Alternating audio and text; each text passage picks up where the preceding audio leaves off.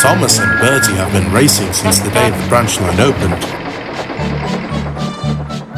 They always teased each other too. 2 minutes early, Bertie. Good thing I hurried you, Thomas. You would have been late.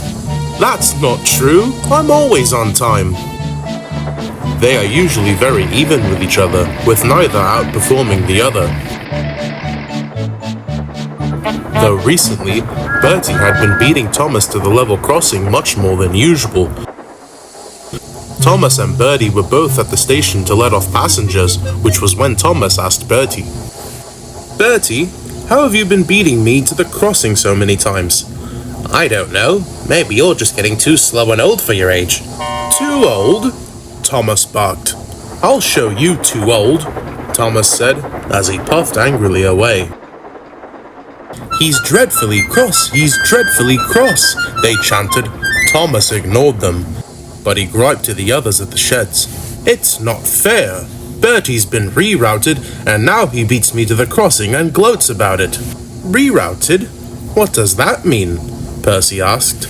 "It's when someone has to go a new way that they don't usually take," Toby explained. "Either way, it shouldn't be that bad, Thomas. You know how the Fat Controller feels about racing." "Maybe," Percy reminded. "You should find your own rerouting." This idea went into Thomas's smokebox, and he explained it to the coaches, who both didn't like the idea. "There are no shortcuts on the branch line. It will be a fruitless effort," they chanted, but Thomas didn't listen, and went about his duties. "Must find a shortcut, must find a shortcut," Thomas chanted as he puffed slowly along the branch line, though as the coaches said, he couldn't find any other tracks. Though he made it to the station where he and Bertie exchanged passengers, where Bertie was already waiting for him. "Morning, Thomas. Ready to lose again?" "No, I'm not, Bertie. In fact, I found my own shortcut," Thomas fibbed. "Oh, really? Well, let's put it to the test, shall we?" Bertie said as he raced off with Thomas quickly following behind him. Thomas raced along the line as the coaches bumped behind him. His passengers did not enjoy the ride one bit. Thomas then found an old junction leading into the woods. "I'll meet you at the finishing line, Bertie." But Thomas wouldn't even see the finishing line.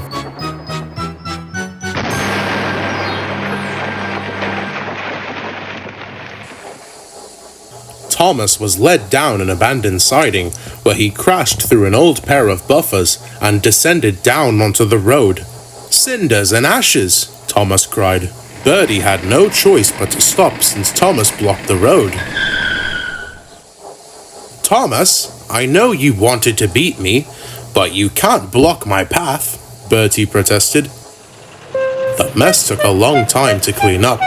Thomas was pivoted out of the way, so Bertie could take both his passengers and Thomas's passengers off to their destination. Thomas was then loaded onto a lorry, since the cranes couldn't fit through the trees. He felt silly being delivered by road. When he was brought back to the works, the Fat Controller gave him some stern words. Bertie was only temporarily rerouted. His usual route was under repair. He'll be back tomorrow. You have caused confusion and delay with this, navigating of yours. Though your damage isn't quite as severe as last time, you'll also be out by tomorrow." Thomas was glad he wasn't as severely damaged, though he learned to never veer off his usual route again. He and Bertie both agreed that was for the better.